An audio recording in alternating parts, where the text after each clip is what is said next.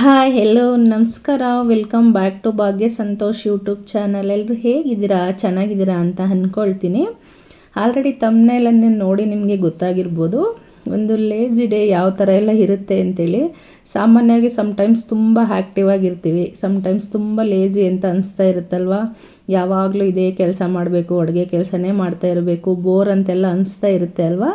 So ಆ ಟೈಮಲ್ಲಿ ನಾನು ಯಾವ ರೀತಿಯಾಗಿ ಹೆಲ್ದಿಯಾಗಿ ರೆಸಿಪೀಸ್ನ ಮಾಡ್ಕೊಳ್ತೀನಿ ಅಂದರೆ, ನಾರ್ಮಲ್ ಡೇಸೆಲ್ಲ ತುಂಬ ತರಕಾರಿಗಳೆಲ್ಲ ಕಟ್ ಮಾಡೋದು ಆ ಥರ ಎಲ್ಲ ಇರುತ್ತಲ್ವ. ಸೊ ಅದೆಲ್ಲ ಮಾಡಿ ಮಾಡಿ ತುಂಬಾ ಬೇಜಾರಂತ ಅನಿಸ್ತಾ ಇರುತ್ತೆ.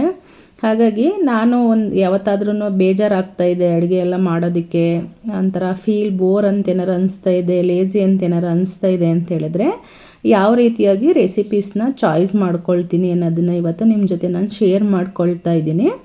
ಬಟ್ ಹೆಲ್ತಿಯಾಗಿ ಅಂತೂ ಮಾಡ್ಕೊಳ್ತೀನಿ, ಅದರಲ್ಲೇನು ಕಾಂಪ್ರಮೈಸ್ ಮಾಡ್ಕೊಳ್ಳೋದಿಲ್ಲ. ಮಾರ್ನಿಂಗ್ ಎದ್ದು ಸ್ವಲ್ಪ ಅಜ್ವೈನ್ ವಾಟರ್ ಜೊತೆ ಇವತ್ತು ನನ್ನ ದಿನವನ್ನು ನಾನು ಶುರು ಮಾಡ್ಕೊಳ್ತಾ ಇದ್ದೀನಿ.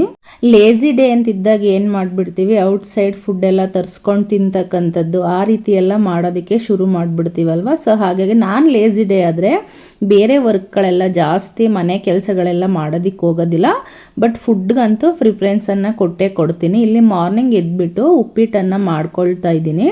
ಬೇರೆ ಬೇರೆ ಸಲಾಡು, ಕಾಳು ಪಲ್ಯ ಇದೆಲ್ಲ ಮಾಡೋದಕ್ಕೆಲ್ಲ ಟೈಮ್ ಇಲ್ಲ ಅಥವಾ ಇಷ್ಟ ಇಲ್ಲ ಅಂತ ಅನಿಸಿದ್ರೆ ಏನು ಮಾಡ್ತೀನಿ, ಈ ರೀತಿಯಾಗಿ ಮಾಡ್ಕೊಳ್ತೀನಿ. ಇದು ಒಂದೇ ಪಾಟ್ ರೆಸಿಪಿ ಆಗಿರುತ್ತಲ್ವ, ಎಲ್ಲ ತರಕಾರಿಗಳನ್ನು, ಕಾಳುಗಳನ್ನು ಅದನ್ನೆಲ್ಲನೂ ಸಹ ಅದ್ರ ಜೊತೆನೇ ಸೇರಿಸ್ಬಿಟ್ಟು ಹೆಲ್ದಿಯಾಗಿ ಏನು ಮಾಡ್ಬೋದು, ನಾವು ಒಂದು ಬ್ರೇಕ್ಫಾಸ್ಟನ್ನು ಪ್ರಿಪೇರ್ ಮಾಡ್ಕೋಬೋದು.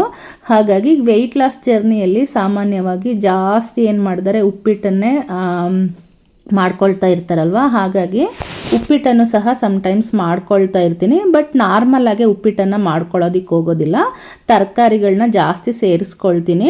ಕಾಳುಗಳನ್ನು ಹಸಿ ಕಡಲೆ ಮತ್ತು ಹೆಸರು ಕಾಳು ಇದೆರಡನ್ನು ಜಾಸ್ತಿ ಮೊಳಕೆ ಕಟ್ಟಿ ಇಟ್ಕೊಂಡಿರ್ತೀನಿ. ಯಾವಾಗ್ಲೂ ಅದು ನನ್ನ ಹತ್ರ ಸ್ಟಾಕ್ ಇದ್ದೇ ಇರುತ್ತೆ. ಈ ರೀತಿಯಾಗಿ ಏನು ಮಾಡ್ಬೋದು, ಹಸಿ ಕಡಲೆ ಮತ್ತು ಹಸಿರು ಕಾಳು ಏನಾಗುತ್ತೆ, ನಾವು ಯಾವುದೇ ರೀತಿ ಸ್ಟೀಮ್ ಮಾಡಿದ್ರೂ ಬೇಗ ಸ್ಟೀಮ್ ಆಗಿಬಿಡುತ್ತೆ. ಈ ರೀತಿ ನಾವೇನಾದರೂ ಅಡುಗೆಗಳನ್ನು ಮಾಡಿದಾಗ ಅದ್ರ ಜೊತೆ ಅದನ್ನು ಸೇರಿಸ್ಕೊಂಡ್ಬಿಟ್ರೆ ನಮಗೆ ಚೆನ್ನಾಗಿ ಏನಾಗುತ್ತೆ, ಅದು ಹೊಂದಾಣಿಕೆ ಆಗುತ್ತೆ. ಸೊ ಹಾಗಾಗಿ ಯಾವಾಗಲೂ ಸಹ ಅದೆರಡು ಕಾಳುಗಳನ್ನಂತೂ ಮೊಳಕೆ ಕಟ್ಟಿ ಇಟ್ಕೊಂಡಿರ್ತೀನಿ. ಮತ್ತು ಪ್ರೋಟೀನ್ ಅಂಶಗಳು ಬೇಕಿರುತ್ತಲ್ವ. ಸೊ ಪ್ರೋಟೀನ್ ಯಾವ ಥರ ಆ್ಯಡ್ ಮಾಡ್ಕೋಬೇಕು ಅನ್ನೋ ಕನ್ಫ್ಯೂಸ್ ಎಲ್ಲ ಏನಿರಲ್ಲ. ಇನ್ ಕೇಸ್ ನಮಗೆ ಕಾಳುಗಳೆಲ್ಲ ಬೇಯಿಸ್ಕೊಳ್ಳೋಕ್ಕಾಗಿಲ್ಲ ಅಂತ ಹೇಳಿದ್ರೆ ಸ್ವಲ್ಪ ಸಪ್ರೇಟ್ ಒಂದು ಹಿಡಿಯಷ್ಟು ತಗೊಂಡು ನಮ್ಮ ಏನು ಫುಡ್ ಇರುತ್ತೆ ಅದ್ರ ಜೊತೆ ಆ್ಯಡ್ ಮಾಡ್ಕೊಬಿಟ್ರು ಅದು ಸಾಕಿರುತ್ತೆ. ಸೊ ಹಾಗಾಗಿ ಏನು ಮಾಡ್ತೀನಿ, ನಾನು ಯಾವಾಗ್ಲೂ ಆ ಕಾಳುಗಳನ್ನು ಮೊಳಕೆ ಕಟ್ಟಿ ಇಟ್ಕೊಂಡಿರ್ತೀನಿ. ಈ ರೀತಿಯಾಗಿ ಏನೇ ರೆಸಿಪೀಸ್ ಮಾಡಿದ್ರೂ ಸಹ ಅದ್ರ ಜೊತೆ ಏನು ಮಾಡ್ತೀನಿ, ಸೇರಿಸ್ಕೊಳ್ತೀನಿ. ಆವಾಗ ಏನಾಗುತ್ತೆ, ನನಗೆ ಪ್ರೋಟೀನ್ ಬ್ಯಾಲೆನ್ಸ್ ಆಗುತ್ತೆ. ಸಮ್ಟೈಮ್ಸ್ ಸೋಯಾ ಚಂಕ್ಸ್ ಇರುತ್ತಲ್ವ, ಅದನ್ನು ಸೇರಿಸ್ಕೊಳ್ತೀನಿ. ಕರ್ಡು ಅಥವಾ ಇದನ್ನು ಪನ್ನೀರು, ಟೋಫು ಏನು ಬೇಕಂತ ಅನಿಸುತ್ತೋ ಅದನ್ನು ಸೇರಿಸ್ಕೋಬೋದು. ನೋಡಿ ತುಂಬ ಚೆನ್ನಾಗಿ, ಮತ್ತು ಕಾಯಿ ತುರಿ ಎಲ್ಲ ಸೇರಿಸ್ಕೊಂಡ್ರೆ ಏರ್ಗೂ ಸಹ ತುಂಬ ಒಳ್ಳೇದಲ್ವ. ಒಂದೊಂದು ಬೈಟಿಗೂ ಸಹ ತುಂಬ ತರಕಾರಿಗಳು, ಕಾಳುಗಳು ಎಲ್ಲವ ಸಿಗ್ತಾ ಇದ್ದರೆ ಸೊ ಹೆಲ್ದಿಯಾಗಿ ನಾವು ಪ್ರಿಪೇರ್ ಮಾಡ್ಕೊಂಡಿದ್ದೀವಿ ಅಂತೇಳಿ ಈ ರೀತಿಯಾಗಿ ಮಾಡಿಕೊಂಡ್ರೆ ಅದು ತುಂಬ ಹೆಲ್ದಿ ಇರುತ್ತೆ. ನಾವು ಸಮ್ಟೈಮ್ಸ್ ಏನು ಅಂದ್ಕೊಳ್ತೀವಿ, ಸಪ್ರೇಟ್ ಪಲ್ಯ ಇಟ್ಕೊಂಡ್ರೇ, ಸಪ್ರೇಟ್ ಕಾಳುಗಳು ಇಟ್ಕೊಂಡ್ರೇ ಅಂತ ಅಂದ್ಕೊಳ್ತೀವಿ. ಆ ಥರ ಮಾಡೋಕ್ಕಾಗಿಲ್ಲ ಅಂತ ಹೇಳಿದ್ರು ಒಂದೇ ಪಾಟಲ್ಲಿ ಅಡುಗೆ ಮಾಡ್ತಾ ಇದ್ದೀವಿ ಅಂತ ಅಂದ್ಕೊಂಡ್ರು ಇದೇ ರೀತಿ ಜಾಸ್ತಿ ತರಕಾರಿಗಳು, ಕಾಳುಗಳನ್ನು ಅದ್ರ ಜೊತೆನೇ ಮಿಕ್ಸ್ ಮಾಡ್ಕೊಬಿಟ್ರೆ ನಮಗೆ ಬೇಕಾಗಿರ್ತಕ್ಕಂಥ ಪ್ರೋಟೀನ್ ಮತ್ತು ಫೈಬರ್ ಅಂಶಗಳು ಅದರಲ್ಲೇ ಸಿಗುತ್ತೆ. ತೀರಾ ಬೇಡವೇ ಬೇಡ ಅಂತ ಬಿಡೋದ್ರ ಬದಲು ಇಷ್ಟಾದರೂ ಸೇರಿಸ್ಕೊಂಡ್ರೆ ಒಂದು 50 ಅಷ್ಟು ಮಟ್ಟಿಗಾದ್ರೂ ಏನಾಗುತ್ತೆ, ನಮಗೆ ಹೆಲ್ದಿ ಫುಡ್ಗಳು ನಮ್ಮ ದೇಹಕ್ಕೆ ಸೇರಿದಂಗೆ ಆಗುತ್ತೆ. ಸೊ ಟಿಫನ್ ಎಲ್ಲ ತಿಂದು ಒಂದು 1/2 ಅವರ್ ಬಿಟ್ಟು ಮತ್ತೆ ನಾನು ವಾಕಿಂಗನ್ನು ಬಂದೆ. 1 ಅವರ್ ವಾಕಿಂಗನ್ನು ಕಂಪ್ಲೀಟ್ ಮಾಡ್ಕೊಳ್ತೀನಿ. ಮಾರ್ನಿಂಗ್ ಆದರೆ ಮಾರ್ನಿಂಗ್ ಕಂಪ್ಲೀಟ್ ಮಾಡ್ಕೊಳ್ತೀನಿ, ಈವ್ನಿಂಗ್ ಆದರೆ ಈವ್ನಿಂಗ್ ಕಂಪ್ಲೀಟ್ ಮಾಡ್ಕೊಳ್ತೀನಿ. ಯಾವಾಗ ಆಗುತ್ತೋ ಆವಾಗ ಕಂಪ್ಲೀಟ್ ಮಾಡ್ಕೊಳ್ತೀನಿ. ಮತ್ತು ಇದು ಚಾಟ್ ಮಸಾಲ ಇತ್ತು, ಮಕ್ಕಳಿಗೆ ಫ್ರೂಟನ್ನು ಕಟ್ ಮಾಡಿ ಕೊಡ್ತಾ ಇದ್ದೆ. ಒಂದು 11 ಓ ಕ್ಲಾಕ್ ಅಷ್ಟರಲ್ಲಿ ಒಂದು ಮಿಡ್ ಮಾರ್ನಿಂಗ್ ಸ್ನ್ಯಾಕ್ ಆಗಿ ಕೊಡ್ತೀನಿ. ಸ್ಕೂಲಲ್ಲೆಲ್ಲ ತಿಂದು ಅಭ್ಯಾಸ ಇರುತ್ತಲ್ವ, ಹಶ್ವಾಗುತ್ತೆ ಅಂತ ಕೇಳ್ತಾ ಇರ್ತಾರೆ. ಸೊ ಹಾಗಾಗಿ ಕಟ್ ಮಾಡಿಕೊಡೋಣ ಅಂತೇಳಿ ಕಟ್ ಮಾಡಿಕೊಡ್ತಾ ಇದ್ದು. ನೋಡಿ ಚಾಟ್ ಮಸಾಲ ಮೇಲೆ ಇತ್ತಲ್ವ ಸ್ಟಿಕ್ಕರು, ಅದನ್ನೇ ಸೇಮ್ ಕಟ್ ಮಾಡಿ ಏನು ಮಾಡಿಬಿಡ್ತೀನಿ, ಅದ್ರ ಜೊತೆ ಪೇಸ್ಟ್ ಮಾಡಿಬಿಡ್ತೀನಿ. ಯಾಕಂದರೆ ಮಕ್ಕಳಿಗೆ ಸಮ್ಟೈಮ್ಸ್ ಈ ಪುಡಿಗಳು ಬೇರೆ ಬೇರೆ ಎಲ್ಲ ಮಾಡಿ ಇಕ್ಕಿರ್ತೀವಲ್ವ, ಅವ್ರಿಗೆ ತಗೊಳ್ಳೋದಕ್ಕೆ ಕನ್ಫ್ಯೂಸ್ ಆಗುತ್ತೆ ಅಂತ ಹೇಳ್ಬಿಟ್ಟು ಏನು ಮಾಡ್ತೀನಿ, ಆ ರೀತಿ ಅದರಲ್ಲಿ ಇರ್ತಕ್ಕಂಥದ್ದನ್ನೇ ಅದ್ರ ಮೇಲೆ ಪೇಸ್ಟ್ ಮಾಡಿಬಿಟ್ರೆ ಅವ್ರಿಗೆ ತಗೊಳ್ಳೋದಕ್ಕೆ ಕನ್ಫ್ಯೂಸ್ ಆಗಲ್ಲ ಅಂತ ಹೇಳ್ಬಿಟ್ಟು ಆ ರೀತಿಯಾಗಿ ಮಾಡ್ಕೊಳ್ತೀನಿ. ಅದಕ್ಕೆ ಸ್ವಲ್ಪ ಸೆಲ್ಲೋ ಟೇಪನ್ನು ಹಾಕಿಬಿಟ್ಟು ಅದ್ರ ಮೇಲೆ ಪೇಸ್ಟ್ ಮಾಡಿಬಿಟ್ರೆ ತುಂಬಾ ಚೆನ್ನಾಗಿ ಅಂಟ್ಕೊಂಡಿರುತ್ತೆ. ಮಕ್ಕಳು ಸಹ ಅದನ್ನು ನೋಡಿ ಐಡೆಂಟಿಫಿಕೇಷನ್ ಮಾಡಿಬಿಟ್ಟು ತಗೊಳ್ತಾರೆ, ಗೊತ್ತಾಗುತ್ತೆ ಇದೇನೆ ಅಂತೇಳಿ.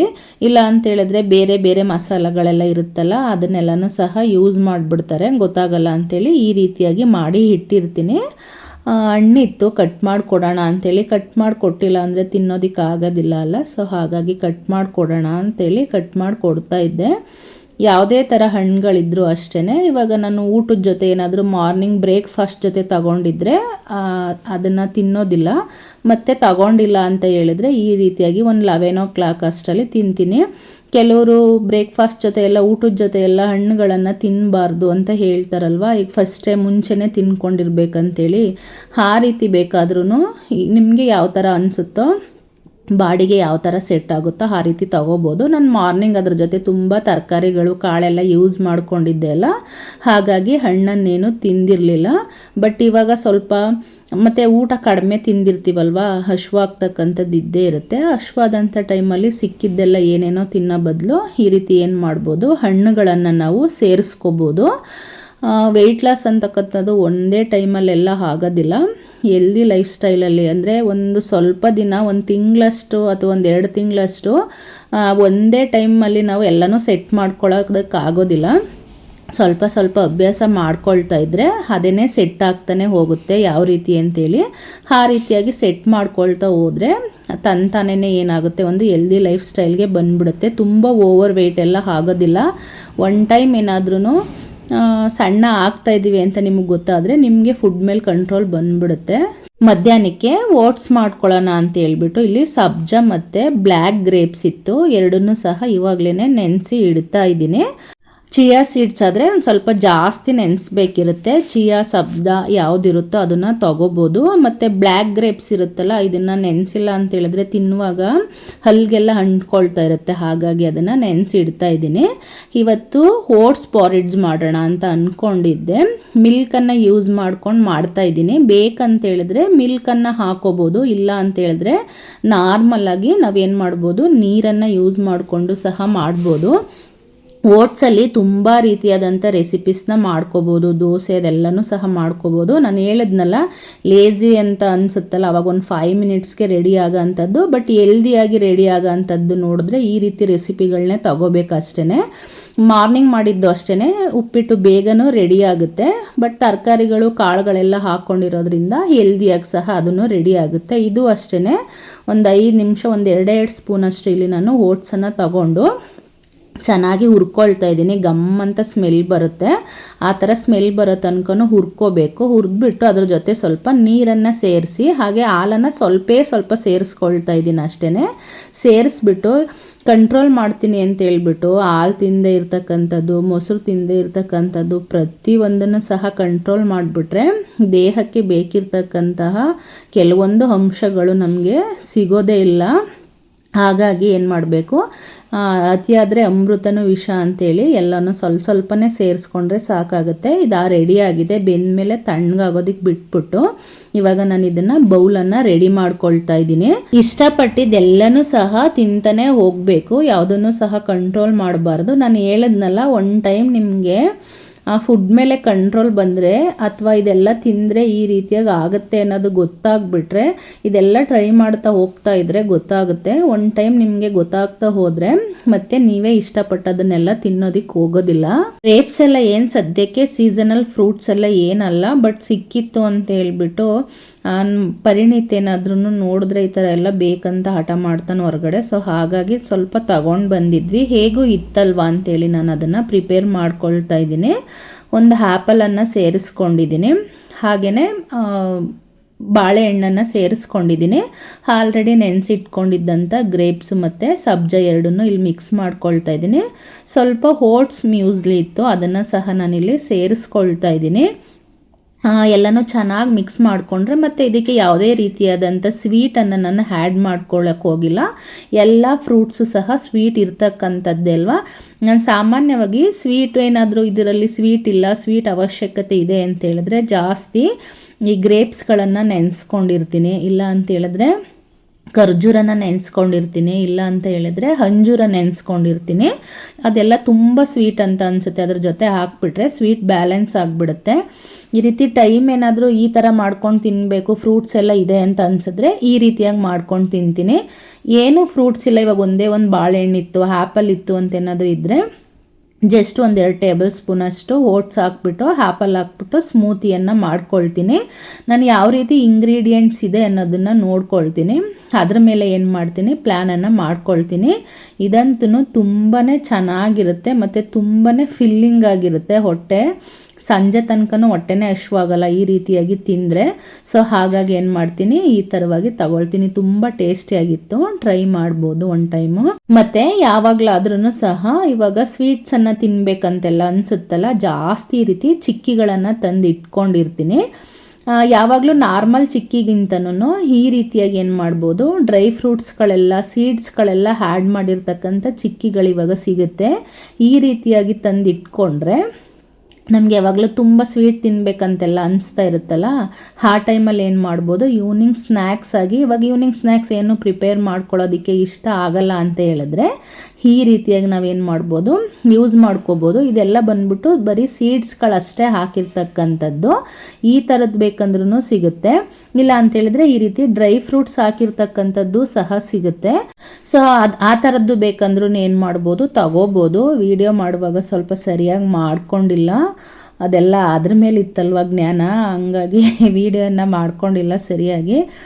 ಓಕೆ, ಅಡ್ಜಸ್ಟ್ ಮಾಡ್ಕೊಳ್ಳಿ, ಕಾಣಿಸ್ತಾ ಇದೆ ಅಂತ ಅಂದ್ಕೊಳ್ತೀನಿ. ಈ ರೀತಿಯಾಗನ್ನು ಬೇಕಾದರೂ ತಗೋಬೋದು. ಇವಾಗ ಮನೇಲಿ ಮಾಡ್ಕೊಳ್ಳೋದಕ್ಕೆಲ್ಲ ಟೈಮ್ ಇಲ್ಲ, ಇಂಟ್ರೆಸ್ಟ್ ಇಲ್ಲ ಸ್ನ್ಯಾಕ್ಸ್ಗಳನ್ನು ಅಂತ ಹೇಳಿದ್ರೆ ಹೆಲ್ದಿಯಾಗೂ ಸಹ ಈ ರೀತಿ ನಾವೇನು ಮಾಡ್ಬೋದು, ಚಾಯ್ಸ್ ಮಾಡ್ಕೋಬೋದು. ಸ್ವೀಟ್ ತಿನ್ನಬೇಕನ್ನೋ ಕ್ರೇವಿಂಗ್ಸು ಸಹ ಹೋಗುತ್ತೆ ಮತ್ತು ಹೆಲ್ದಿ ಚಾಯ್ಸು ಸಹ ಆಗುತ್ತೆ. ಈವ್ನಿಂಗ್ ಸ್ನ್ಯಾಕ್ಸ್ ಎಲ್ಲ ಆಯಿತು. ಸಂಜೆಗೆ ಅಂತೇಳಿ ಇದೊಂದು ದೊಡ್ಡದು ಬದನೆಕಾಯಿ ಇತ್ತು, ಇದರಲ್ಲಿ ಬಜ್ಜಿಯನ್ನು ಮಾಡ್ಕೊಂಡಿದ್ದೆ.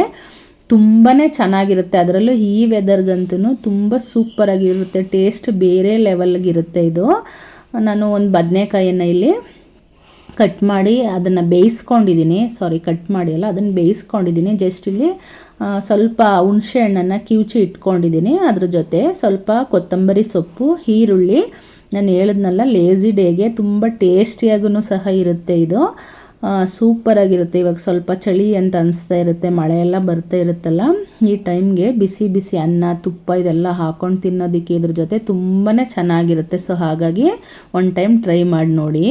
ಸ್ವಲ್ಪ ಬೆಂದಿರ್ತಕ್ಕಂಥ ಬದನೆಕಾಯಿ ಎಲ್ಲ ಬಿಡಿಸ್ಕೊಂಡು ಹಾಕೋಬೋದು. ಸಣ್ಣ ಸಣ್ಣ ಬದನೆಕಾಯಲ್ಲೂ ಸಹ ಮಾಡ್ಕೊಳ್ತಾರೆ. ಈ ಒಂದು ಬದನೆಕಾಯಿ ಯೂಸ್ ಮಾಡಿಕೊಂಡ್ರೆ ಇನ್ನೂ ಸೂಪರಾಗಿರುತ್ತೆ ಟೇಸ್ಟು. ಇವಾಗ ಅದರ ಜೊತೆ ರುಚಿಗೆ ತಕ್ಕಷ್ಟು ಉಪ್ಪನ್ನು ಸೇರಿಸ್ಕೊಂಡು ಖಾರದ ಪುಡಿಯನ್ನು, ಸ್ವಲ್ಪ ಸಾಂಬಾರು ಪೌಡ್ರು ಹಾಗೆ ಸ್ವಲ್ಪ ಚಿಲ್ಲಿ ಪೌಡ್ರ್ ಎರಡೂ ಸಹ ಇಲ್ಲಿ ಮಿಕ್ಸ್ ಮಾಡ್ಕೊಂಡಿದ್ದೀನಿ. ಸ್ವಲ್ಪ ಆಯಿಲನ್ನು ಸೇರಿಸ್ಕೊಂಡ್ರೆ ಆಯಿತು. ತುಪ್ಪ ಹಾಕ್ಕೊಳ್ತೀವಲ್ಲ, ಆಯಿಲ್ ಸೇರಿಸ್ಕೊಂಡಿಲ್ಲ ಅಂತ ಹೇಳಿದ್ರು ಬೇಡ. ತುಪ್ಪ ಕೆಲವರು ಇಷ್ಟಪಟ್ಟು ತಿನ್ನಲ್ಲ, ಅಂಥವ್ರಿಗೆ ಬೇಕಂದರೆ ಆಯಿಲನ್ನು ಸೇರಿಸ್ಕೊಳ್ಳಿ. ಕಲಿಸ್ಕೊಂಡಿದ್ದು ರೆಡಿ ಆಯಿತು. ಇವಾಗ ಬಿಸಿ ಬಿಸಿ ಅನ್ನದ ಜೊತೆ ಇದನ್ನು ಸರ್ವ್ ಮಾಡ್ಕೊಳ್ತಾ ಇದ್ದೀನಿ. ಒಂದು ಟೈಮ್ ಟ್ರೈ ಮಾಡಿ ನೋಡಿ. ತುಂಬ ಲೇಸಿ ಅನಿಸ್ದಾಗ ಅಡುಗೆ ಮಾಡೋಕ್ಕೆ, ಸಾಂಬಾರು ಮಾಡೋಕ್ಕೆ ಇಷ್ಟ ಇಲ್ದಿರುವಾಗಂತೂ ತುಂಬ ಸೂಪರಾಗಿರುತ್ತೆ, ಟೇಸ್ಟಿಯಾಗಿರುತ್ತೆ. ಯಾರಾದರೂ ಈ ಥರ ಮಾಡ್ಕೊಳ್ತೀರಾ ಅಥವಾ ನಿಮ್ಮ ಕಡೆ ಯಾವ ರೀತಿ ಮಾಡ್ತೀರಾ ಅನ್ನೋದನ್ನು ದಯವಿಟ್ಟು ತಿಳಿಸಿ. ಇದಾಗಿತ್ತು ಇವತ್ತಿನ ನನ್ನ ಒಂದು ದಿನ. ಯಾರೆಲ್ಲ ಕೊನೆ ತನಕ ವಿಡಿಯೋವನ್ನು ನೋಡಿದ್ರಿ ಥ್ಯಾಂಕ್ ಯು ಸೋ ಮಚ್. ಹಾಗೆ ಯಾರೆಲ್ಲ ಸಬ್ಸ್ಕ್ರೈಬ್ ಮಾಡಿಕೊಂಡು ಸಪೋರ್ಟನ್ನು ಮಾಡ್ತಾ ಇದ್ದೀರಾ ಅವ್ರಿಗೂ ಸಹ ಥ್ಯಾಂಕ್ ಯು ಸೋ ಮಚ್. ಯಾರಿಗೆಲ್ಲ ಇವಾಗ ಈ ಥರ ಬಿಸಿ ಬಿಸಿ ಅನ್ನ ನೋಡಿ ಈ ರೀತಿ ಸ್ವಲ್ಪ ಗೊಜ್ಜನ್ನು ಹಾಕ್ಕೊಂಡು ತುಪ್ಪವನ್ನು ಹಾಕ್ಕೊಂಡು ತಿಂತಾಯಿದ್ರೆ ಯಾರಿಗೆಲ್ಲ ಬಾಯಿ ನೀರು ಬತ್ತಂತ ಅನ್ಸಿದ್ರೋ ಅವ್ರಿಗೂ ಸಹ ಕಮೆಂಟ್ ಮಾಡಿ. ಕೆಲವೊಂದು ಫುಡ್ಗಳು ಅಷ್ಟೇ ಅಲ್ಲ, ಟೇಸ್ಟ್ಗಳೇನಾದರೂ ಗೊತ್ತಿದ್ರೆ ತುಂಬ ಅದನ್ನು ನೋಡಿದ ತಕ್ಷಣ ಆಹಾ ಎಷ್ಟು ಚೆನ್ನಾಗಿದೆ, ಬಾಯಿ ನೀರು ಬರ್ತಾ ಇದೆ ಅನ್ನೋ ಥರ ಅನಿಸ್ತಾ ಇರುತ್ತೆ. ಯಾರಿಗೆಲ್ಲ ಈ ಥರ ಫುಡ್ಗಳು ಮಾಡಿ ತಿಂದು ಅಭ್ಯಾಸ ಇರುತ್ತಲ್ವ ಅವ್ರಿಗೂ ಸಹ ನೆನಪಾಗುತ್ತೆ, ಹೌದಲ್ವ ಚೆನ್ನಾಗಿರುತ್ತಲ್ವ ಅಂತ ಅಲ್ವಾ. ಯಾರಿಗೆ ಆ ಥರ ಅನಿಸ್ತೋ ಅವರು ಸಹ ದಯವಿಟ್ಟು ಕಮೆಂಟನ್ನು ಮಾಡಿ ತಿಳಿಸಿ. ಎಲ್ಲರಿಗೂ ಸಹ ಥ್ಯಾಂಕ್ ಯು. ಮತ್ತೊಂದು ವಿಡಿಯೋದಲ್ಲಿ ಸಿಗ್ತೀನಿ. ನಮಸ್ತೆ, ಬಾಯ್.